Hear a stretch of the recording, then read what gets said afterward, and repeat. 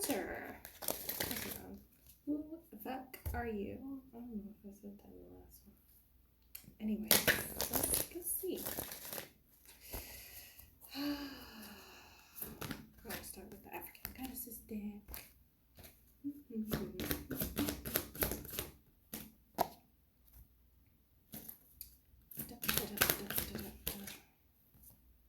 So we get 2 for that one.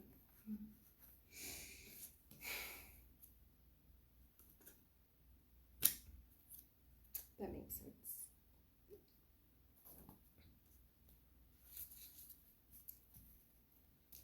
Looks like you might be hiding either yourself or something, or some kind of gift, some kind of power, or some kind of emotion. It could be either of them, because you never know how many people this is. Come on.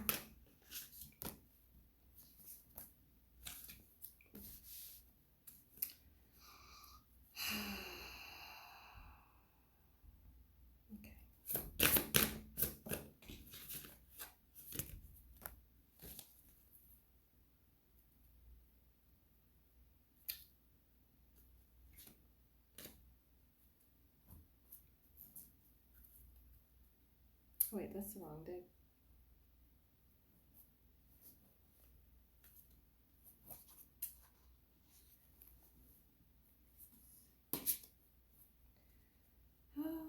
Or maybe this isn't, it could also be that this isn't you hiding, but it's something that was hidden from you because you aren't ready to see it yet.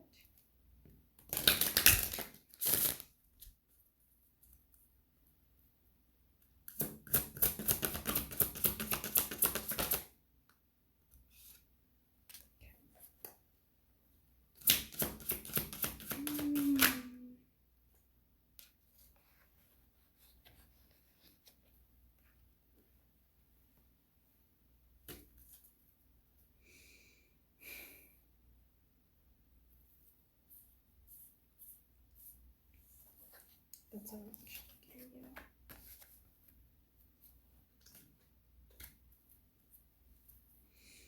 So, I have, for the African Goddesses deck, we have Jumbi, which is masks.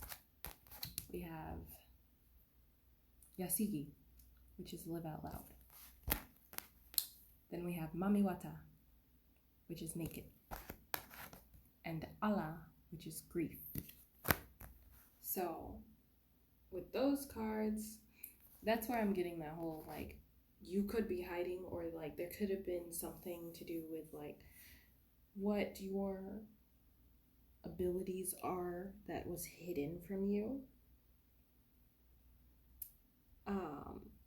Or you could be hiding some emotions, because naked is about, like, being vulnerable and feeling your emotions and, like, not concealing who you are. And then, like, with grief, there could be something that may have caused you grief. We have Sky Dancer, surrender, and then closing the door, completion. So there may be a period that ended where there was an ending or something that might have made you feel grief for a time. And then we have, like, gestation period. So either you're closing this door on your gestation period where you're, like, getting ready to be born, and, like, this is now your that's what it is. It's your rebirth. That's what it is. You're closing the door. You're being asked to surrender to, like, the mask falling off can cause grief because it makes you feel vulnerable and you feel exposed. But this is how you get to live out loud. You drop all the pretend facades, all the shit that you've used to, like, cover and protect yourself, and trust now that your team is going to protect you. Trust that your intuition is strong enough to keep you safe. and you're being asked to surrender to the end of this hiding, this cycle. And that's what it is. Like, that's what the door is being closed on. And like, the light is coming through the door that's being closed, but what I'm getting is that really the light is the other side of the door. Like, that's where you're going into. You're being exposed, you're being brought into the light. And like, you've had your time to be in the cocoon. It's time to come out. And that's what I'm getting from that one. No, because it was this one, yeah. And that's where, like, because I saw this at the bottom and I kind of forgot about it for a second, but like, radical rebirth with Mbuya Nahanda, and then Sekhmet, wounded healer. So whatever grief that you have faced in the past was like it was feeding into this gestation period where you would become this wounded healer and like be reborn with these new gifts, or maybe even they were gifts that you had as a child that are now like developing further. It's like we have the child I was meant to be. And a lot of the times we have these gifts, we have these abilities as a child, and then they get pushed down by the rest of the world because they're thought to be like evil. Then there's these limiting beliefs, none of this spirituality, none of like, nobody can talk to the dead. Like, that's not possible. Things like that. Nobody could possibly know what lies beyond the stars, but you fucking do. We have stars in the sky, limitless possibility. You might actually be able to look up at the stars and get messages that nobody else gets. And we have sacred contract. Now, this sacred contract is what I'm getting has to do with your gift. It is a contract that you made maybe as a child, but it is a contract that you made to use these gifts.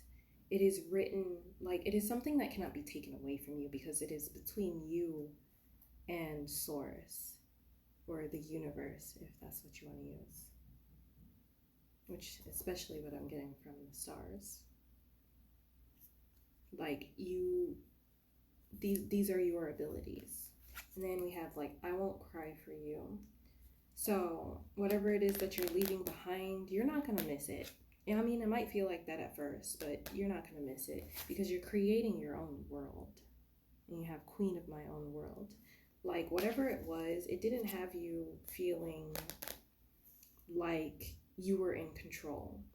But now with this new awakening, this new rebirth, this new version of you that is coming forward and living in your authenticity, you're going to feel like you're actually in control now.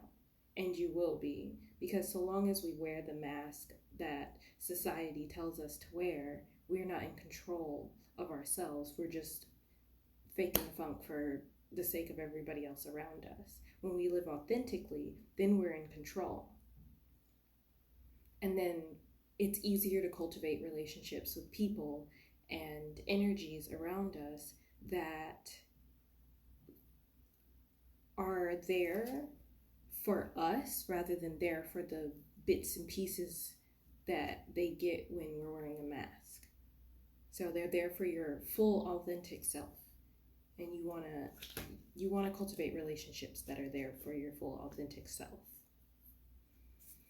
And some people might not be very happy about that because we got anger and chains and envious gluttony at the top of that, but that's none of your motherfucking business so long as they stay the fuck away from you. But other than that, like, you're strong. You'll see them before you have to be bothered with anything that they might be doing, because you're seriously gifted, so you'll see that shit. Anyway, I hope that helped.